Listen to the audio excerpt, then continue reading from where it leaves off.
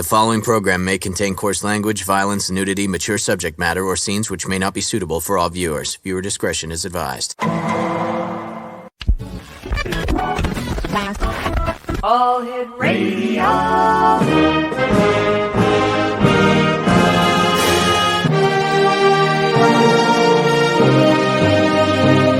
Welcome to the X Zone, a place where fact is fiction and fiction is reality.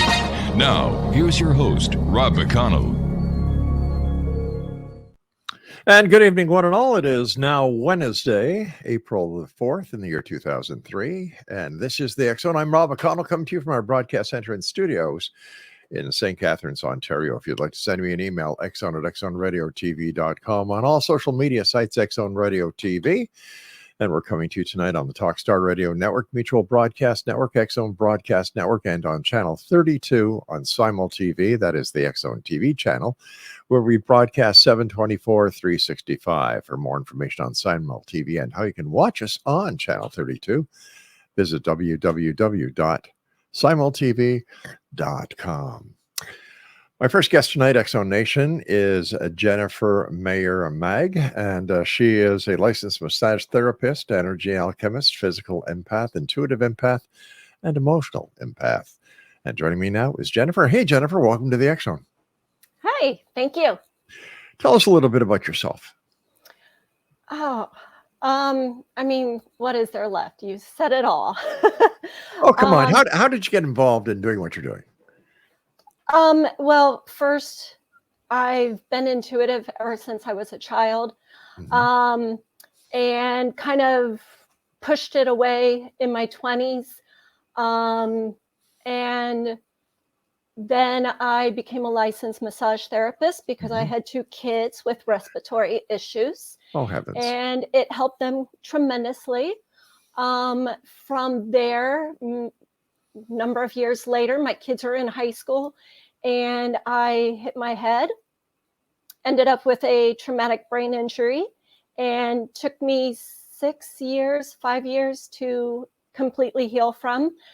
But it was during that time while recovering that the door I had shut was reopened. And everything I tried to not be a part of was like, no, you're going to. Come on, let's join us. You got some work to do. What was that door?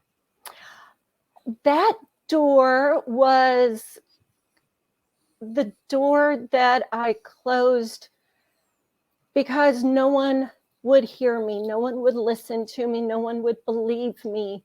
As a child and a teenager, my family didn't have problems.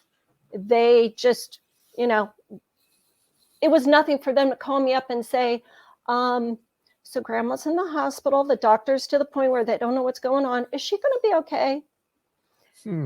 But in my 20s, after I was married, my daughter was bit by a dog, and I'd been telling the family for 3 years, one of the grandkids was going to be bit, and everyone just, you don't know what you're talking about. And after it happened, what was the point of knowing if no one would believe me? So I slammed that door shut. 3 years telling your family that someone was going to get bit by the dog. Do you think they might have put it to coincidence? Is there such a thing as coincidence? Good question. I don't believe in coincidence. I don't believe in accidents. Okay. Let me rephrase the question then. You're telling them for 3 years that somebody was going to get bit by the dog. Eventually, somebody got bit. How do they rationalize that? Here you were telling them, warning them, giving them the heads up, and it went on deaf ears. Exactly. Let me put it this way. Okay. I got a phone call saying, I'm coming to get you. I'll explain why. I get in the car halfway to the hospital, and then I get our daughter was bit. I walk in, my mother-in-law and sister-in-law are standing on the outside, And the doctor's like, somebody's got to come and hold her down while we give her a shot. We're going to do surgery. She'll be okay. After this shot that was supposed to sedate her, it took 8 doctors, orderlies, nurses, and me to hold her down. Wow. And we had that many because people kept coming because they could hear her. Mm-hmm. So my husband and the in-laws were in the hallway hearing all this. When it was all said and done and I came back out, no one said a word. How does that just fall on deaf ears? How is that just a coincidence? How is it ignored is a better question. Exactly. So I promised that although the dog would be in the same house, they would not be anywhere around. So did this validate your abilities to your family and to your husband? No.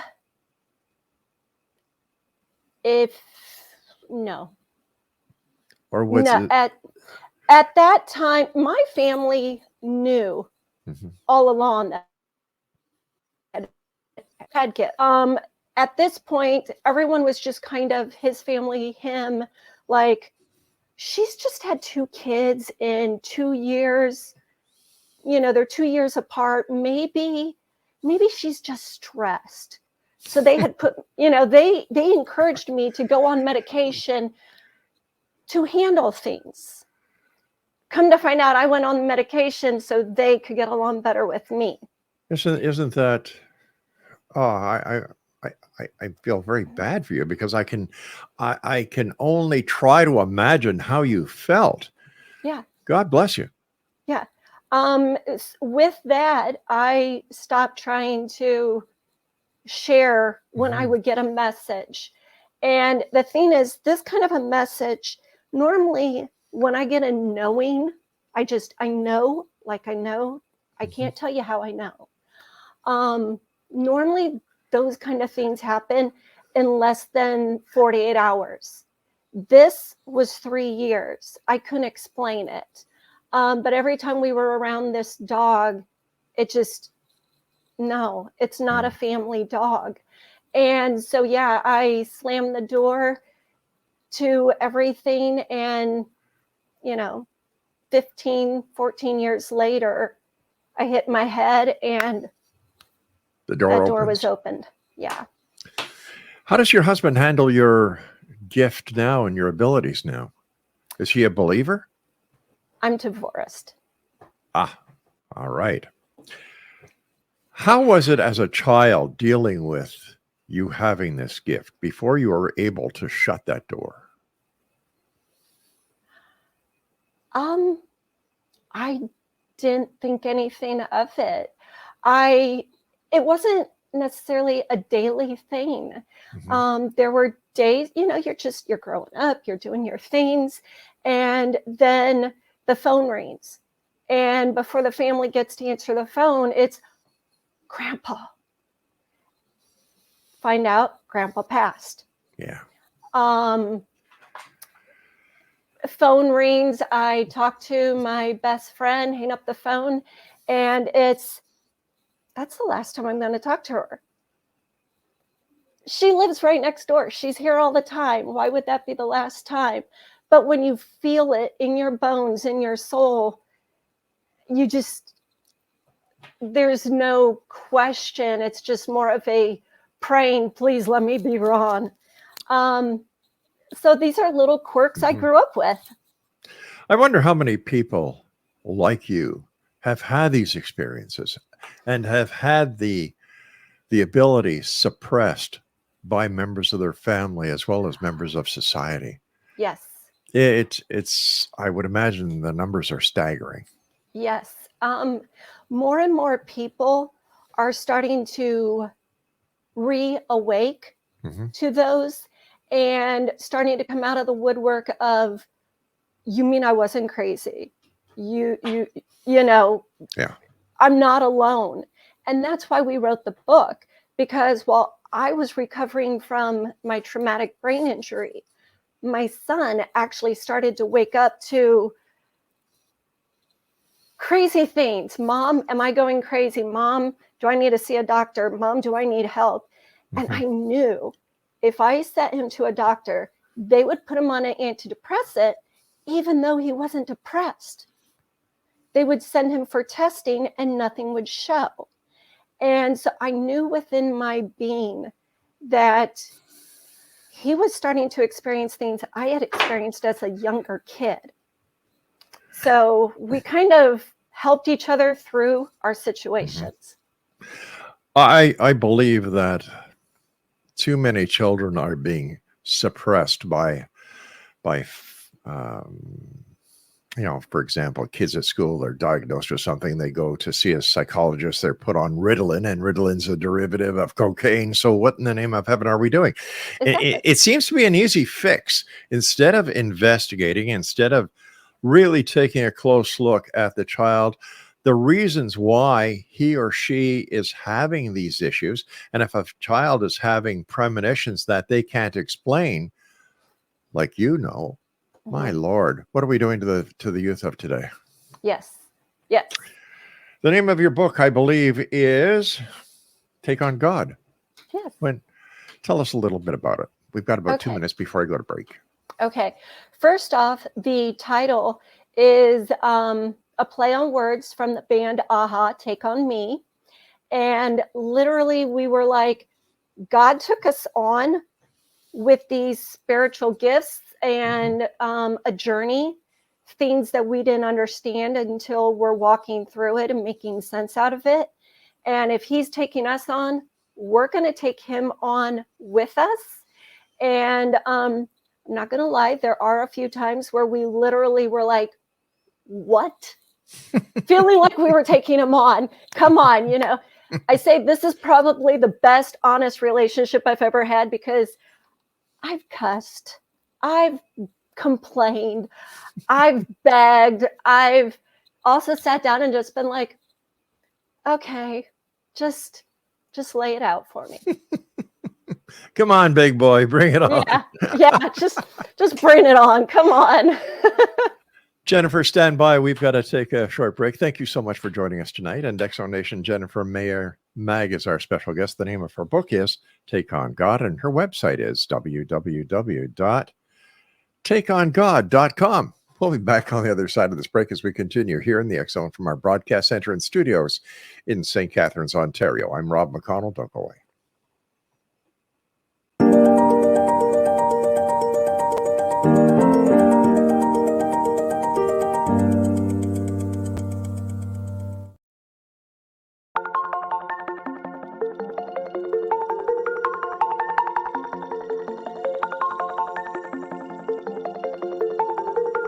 Question: what is the name of the unique blend of coffee you get that has been formulated by a neurologist, a neurobiologist, and a pharmaceutical chemist? Answer: you get Beautiful Mind Coffee, a unique coffee blend that tastes great and has herbal ingredients that your brain will love, and it is not just coffee, it's brainalicious. Dr. Rathbone, Dr. Jang, and Dr. Winslow, the scientific team that created Beautiful Mind Coffee, decided to collaborate on a coffee focusing on brain health. As for those herbal ingredients found in Beautiful Mind Coffee, Dr. Rathbone, Dr. Jang, and Dr. Winslow, utilizing their combined extensive scientific research background, worked with many natural and herbal products until the exact formulation that is found in Beautiful Mind Coffee was created. With a unique scientific formula not found in any other coffee being sold or served, Beautiful Mind Coffee is the only coffee blend that contains 3 herbal ingredients found to aid in boosting your daily mental clarity and focus. Every cup of Beautiful Mind Coffee contains scientifically formulated amounts of maca root powder, green tea extract, and American ginseng, all supporting good brain health.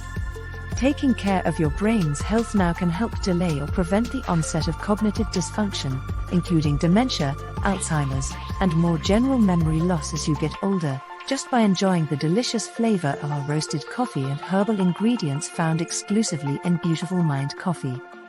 Did you know that cognitive dysfunction also refers to deficits in attention, verbal and non-verbal learning, short-term and working memory, visual and auditory processing, problem-solving, processing speed, and motor functioning? For more on Beautiful Mind Coffee, the 3 scientists who formulated Beautiful Mind Coffee, and more details on the 3 unique herbal ingredients in Beautiful Mind Coffee, visit www.brautifulmindcoffee.ca. Beautiful Mind Coffee is now available online at amazon.ca and amazon.com. To order Beautiful Mind Coffee, visit www.beautifulmindcoffee.ca today.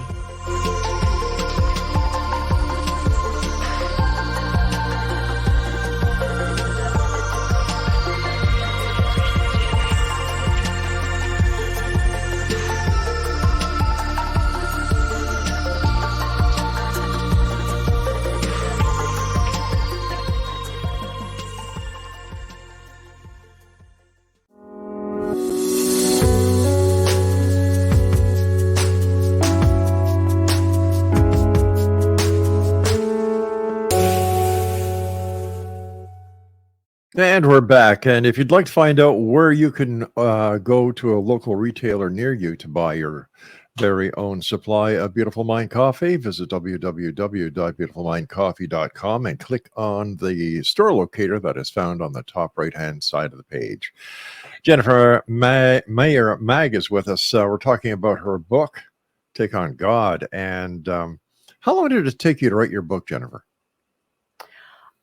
We started just before my son turned 21, so about a year and a half. It was a collaboration. My son and I wrote. He wrote about his experiences. I wrote about mine. Our chapters sometimes correlate from his to mine to his, mine, or vice versa. You get it. Yeah, about year and a half, maybe. What was it like when you finished your book? You've done all the editing. You get that package in the mail that has the very first hard copy that you can hold in your hand. What was that like? Exhilarating.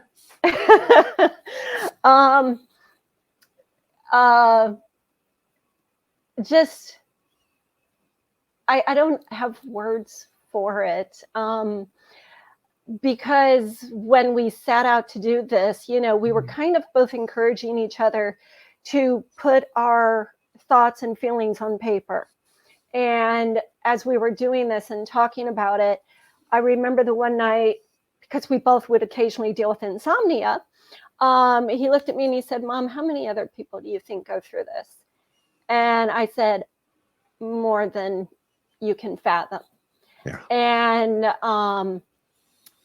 we both knew we wanted to help those who were confused and lost, or just even wondering, is there more out there? And so when we got this book in our hand, it was, not only did we put it on paper, but it is there for others, to help others, I don't have the words for that. I'm sorry. It's quite right. So others can take on God as well. Yes, actually. Tell me, Jennifer, what is a soul hospital and a soul school? So when a person passes away, after they pass on, wherever, if you believe in heaven, when they would make it there or where they are to be, soul hospital allows them to be cleansed of humanity. It allows the soul to kind of be, it's already free, but it allows it to be cleansed, to be healed. And from there, then the soul school, if I'm saying this right, soul hospital, I already said, right. Soul school, that is our life review. The soul comes to earth, we're born, we go through our things. This is our review. And throughout it, you have to go from one level to the next, just like school throughout the world. And it allows you to make that decision, your soul, how well did you do? Did you accomplish the things you wanted? Did you learn lessons? Did you grow? Did you expand? Because the more the soul learns, grows, and expands, then, dare I say, the better the soul is, but it can continue to come back and have similar or other experiences if it hasn't accomplished everything it was to do. So if I can just generalize, a soul hospital is where the person, after they leave their meat suit down here, they go to the soul hospital where they wash off the stink of earth and the existence that they've had down here, or Correct. up here, or wherever we are. Yeah. And then the soul school is the life review, and both the good and the bad are demonstrated in the hopes that the soul will take the good, bring it back to the next incarnation, and work on the bad parts to make them good. Correct. Okay. And it's really interesting because there's many times, and my son and I or my daughter will have conversations, and in the last 2 years we've lost 2 of their grandparents, and we're like, okay, now that they're there, do you think that they're in their, after their review, they're like, wow, wish I'd have known that while I was there, because they didn't know the things we were thinking or feeling maybe while alive, because not everyone talks about certain things, but in the review, they get to see and hear and take on what other people have experienced, and it's kind of like that eye opener. Right. But is there a way, in your opinion, and the experiences that you yourself have encountered throughout your life, is there a way that people can see what they ultimately see in the soul school so they can make themselves a better person before the end of their time and they have to evict the meat suit? I would say yes, if the person is open. I wrote in the book, one of my favorite wordings was, we all have an internal battle, but first you have to be willing to accept that, and then you have to decide if you're going to do anything about it. And that's a paraphrase, but basically, we have battles in our life because we are supposed to work on it, because that allows us to grow and heal. And if we're just constantly closing that door and dismissing it and distracting ourselves, there's no growth. Yeah. And in life, people give up very easily. Yes. And I've always been of the mindset that failure is a lesson towards success. As long as you are willing to learn and look at what happened and say, oh, geez, instead of going left there, I should have gone right. And the next time that happens, you go right and everything goes and you get to the next challenge. Right. So I follow you very easily. And how did you discover what happens in the afterlife? Interestingly enough, after I had hit my head, that first off, after I hit my head, I actually kept working for about a month. Because I expected to have pain. So I just, pulled up those boots and just kept on going.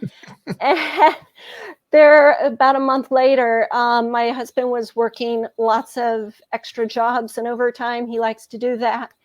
And he asked for a little extra assistance on some of the housework that I didn't normally do because I was doing everything else. And I just fell to the ground and was like, I can't do this. And my head exploded with the acknowledgement of, no, I can't go any further. And so that first week off, I couldn't watch a lot of TV. I couldn't have lights on. I would wear dark glasses in a room with dark, blinding curtains, and it was still too much because of the pain. It was just, the lights was too much. And I was sitting there and I'm like, why? Why did this happen? What is going on? And as that door opened and I started to receive messages, then it was like looking at all these little nuances in my life that were issues that needed to be confronted, needed to be worked through. And it was in that I actually started to receive some assistance from some of my fellow loved ones that had already passed away. What was that like? What was that moment like when those who had passed were there to help you in the present? How did you feel? Warmed inside and out. It was take a thick, super comfy blanket on a nice warm day, and it's the combination. I've always, and this is one thing I never shut the door on. I've just always felt close to loved ones that had passed away, whether it was a grandparent or a best friend. I knew I was raised where I was encouraged. Just because your loved one passes away doesn't mean you stop talking to them. True. They're there. You just can't see them. So when that day happened and I could feel their presence, I couldn't necessarily see them, but yet I could see and feel that essence of them.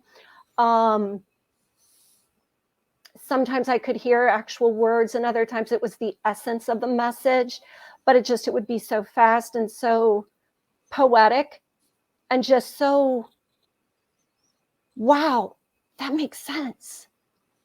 Did you find that once you opened the door that you had more experiences with those who had passed in your dream state compared to your conscious state? Or was it about the same? Honestly, it depended on the situation. So yes and no. Okay. Yeah, I had a loved one that had passed away many years prior, and sometimes I'll have a loved one that's passed away that'll come to let me know they've passed away or that they're okay. But she had passed away many years prior, and before one of my nieces were born, this aunt who had passed away came and visited, and then I saw her, I saw my niece, and I saw my dad. And the essence of the message was, I'm coming back. And she was an aunt on my dad's side. Fascinating. One quick question before we go to our break at the bottom of the hour. Should we fear death? No. We'll talk more when we come back. Thank you so much for joining us, Jennifer. And Exonation, if you'd like to find out more about Jennifer, the book she wrote entitled Take on God, man, that's a brave young lady who takes on God, I'll tell you that much. Visit her website at www.takeongod.com. This is the X Zone. I'm Rob McConnell. Jennifer and I will be back on the other side of this break. Don't go away.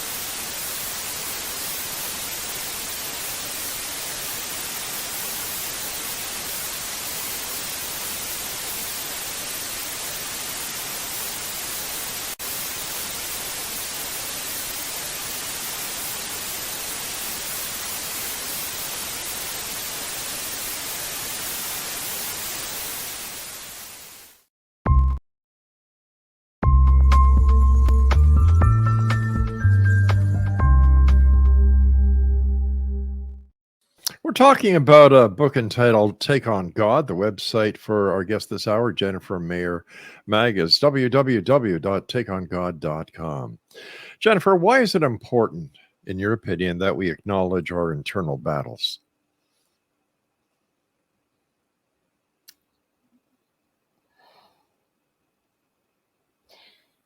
Honestly, because when you acknowledge them and you walk through that door to say, okay, I'm ready to heal, your life gets better. The longer you keep that door closed and you keep that pain locked away, you reach for anything and everything that is only going to hurt you and quite possibly actually kill you sooner. So it's facing your monsters, facing your inner fears. Yes. In your opinion, what is the best way to do it? Just facing it and letting the cards fall where they may? But doesn't that also depend on your inner convictions and your inner strength as well? Yes. Yes. I had no choice. It just, and I had no choice. I faced my demons one by one to the point that after being told I needed to be on medicine, I had finally gotten myself off the medicine while my children were still young, and I actually started to feel again. I was numb while on the medicine. And so when I went off the medicine, I started to feel the good, the bad. I felt life. I felt human. I felt everything. And but after hitting my head, there's explanations for everything we go through. And, you know, my doctor was like, I've taken you as far as you can go. You need to get to an ocean and get to that healing salt water and just continue your growth. And I did that. My kids were actually getting ready to fly the coop, both of them together at the same time. And I was like, I want to come. You're going towards the ocean. I want to come. And they said, okay. And at first my ex was encouraging. And after I was there for a few weeks, he was like, no, can't do this. And so, you know, I continued to face my demons. And that's the thing. As you decide you're going to go that path, you're likely going to lose friends or loved ones who don't want to go that path. They don't. If you're healing, it's like everyone else around you might be encouraged to heal, but if they don't want to, they're not going down that road with you. Why do you think that there were those in your family, in your inner circle, who wanted to keep you suppressed? Oh, that's a whole nother long conversation. Oh, okay. I was a people pleaser. Okay. For the longest time. And so I gave to everyone else first, myself last. Yeah. And which is one of the reasons, like, I had adrenal fatigue for 3 years before I ever hit my head. Wow. And that's because I didn't feed myself spiritually, mentally, emotionally, physically, nothing. And if everyone around you is used to you being a people pleaser and taking care of them, and then you pull the reins and say, I can't do this anymore, I got to focus on me at least a little, they don't know what to do. They no longer have that control. They no longer have that assistance. And, you know, it's easier to say, I'm going to let you go and try to find something else. Misery likes company. I didn't want to be miserable. I'm glad you aren't. Me too. Because I'm sure that your book Taking on God is helping a lot of other people to look through your eyes, live through your experience, and say, hey, wait a minute. This sounds very familiar. And if Jennifer can do it, if her son can do it, if they can do it, I can. Yeah. Fantastic. How important was your spirituality, your belief in your quest to turn things around in your life? I mean, besides taking on God, which in itself is a pretty darn big thing for anyone. Extremely. We're completely comfortable and open with everyone and everyone else's beliefs or no beliefs. We respect that. But for us, we couldn't fit in a box. People kept trying to put us in this mold and in this box, and we kept trying to jump into it. But we didn't fit. And the only place we felt the fit was to say, I know that there is more,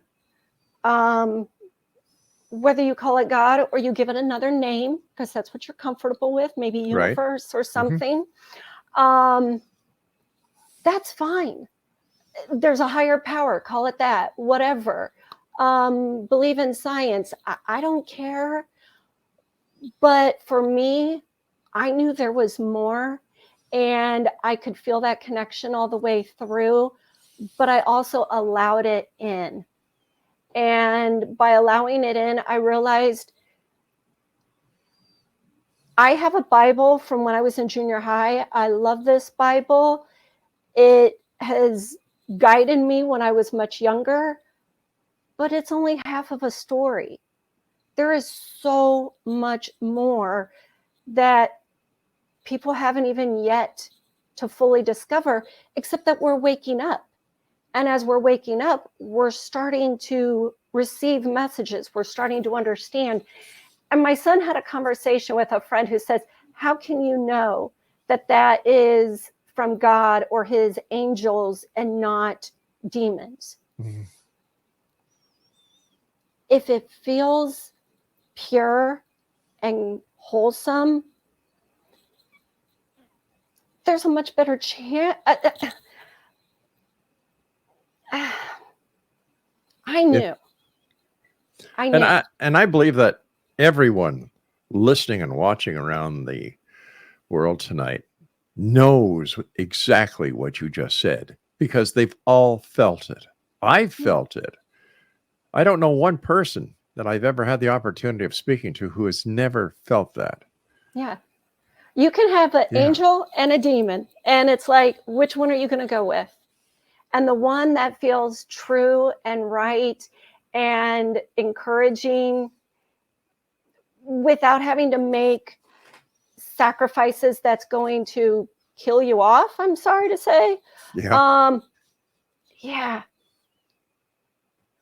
I have a very strong connection with not only my ancestors and friends that have passed, but also archangels. I communicate with them. I talk to them. I trust them. You know, I've been doing this show now for 34 years, and my favorite topic is angels, because I believe. Yeah. I truly believe. Yeah.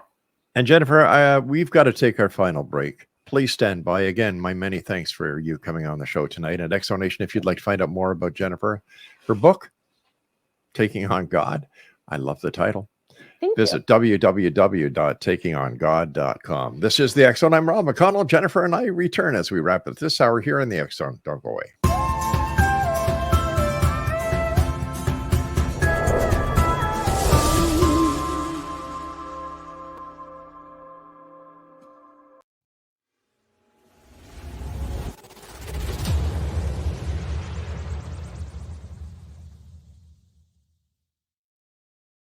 So I was watching the X Zone TV channel last night when I was abducted by aliens, and they kept repeating to me over and over again, simultv.com, simultv.com. What's simultv.com? That's what I asked them. They had it written on the side of their UFO. How do you spell that? UFO. No, I mean simultv.com. simultv.com. simultv.com. Right. simultv.com. Interesting that you were abducted by aliens in a simultv.com UFO last night. Oh, yeah? Yeah. Now that you mention it, I remember now last night I was awakened from a deep sleep. My great-grandmother was standing there. She said she'd come from the hereafter to tell me about simultv.com. She even spelled it out for me. simultv.com, sonny boy. simultv.com. simultv.com, sonny boy. Wow. Yeah. Guys, you'll never guess what my psychic guru just told me. simultv.com. Exactly. Are you guys psychic too? Of course. We all know about simultv.com. simultv.com.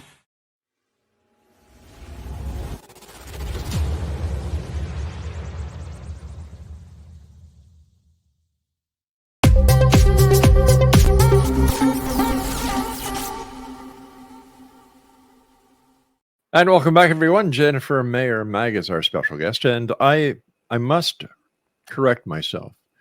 It is not, the name of her book is not Taking on God, it's Take on God, and her website is www.takeongod.com. First of all, Jennifer, I want to thank you so much for joining us tonight. It's been a pleasure talking to you, and I, for one, am very happy to have had this conversation and talking to you about your book. I think that it's beyond words. So thank you for joining us. What's next for Jennifer MEYER MAAG and her son and daughter? Well, we've been traveling. We've kind of followed in this spiritual quest, and we've been nomads, doing pet sitting, house sitting, just kind of traveling and seeing part of the world. We've got plans for more books. It's just a matter of when the time is right, we'll sit down and do another one. We know it's there. We're just waiting. How important is it to discover, in your opinion, your past lives? Yeah. For me, it was extremely important. I had 13 years of endometriosis, was told I was most likely never going to have kids. And that trauma was originated from situations that took place in past lives. In past lives, I had been sexually assaulted. I was a youngster who had been, in another one, molested, and in another one, actually raped. Endometriosis involves the reproductive system, extreme pain, a lot of other issues. And it makes you very apprehensive when you're dealing with those kind of things. So one by one, as I started to uncover those things, it explained a lot as to what I'd been dealing with in this present life. And I wish I would have known before I had a complete hysterectomy, but I did it after my daughter was born for medical purposes. But that's neither here nor there, as much as now that I know, I could make peace with that when my soul in previous bodies could not. So now I was able to give my soul that peace. And now I feel healthier and happier. The time has come, my friend, when you and I must say so long for tonight, but please come back and see us again. Thank you. Continued success. My regards to your family. And let our listeners know where they can get copies of your book.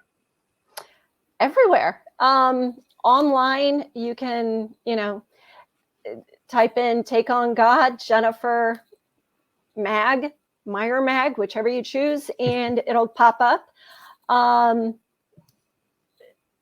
For me, that's one of my favorite ways. But you can go to any store, ask for it. And if they don't have it, ask that they get it. Sounds like a plan. Jennifer, thank you so much. Continued success. Thank you. And I look forward to the next time we meet back here in the X Zone. Take care of Thank yourself. Bye-bye. X Zone Nation, our guest this hour has been Jennifer Maag. Her website is takeongod.com. I'll be back on the other side of this break at the top of the hour at 6.5 minutes past as we continue here in the X Zone with yours truly, Rob McConnell, from our broadcast center and studios in St. Catharines, Ontario, Canada. Whatever you do, don't go away.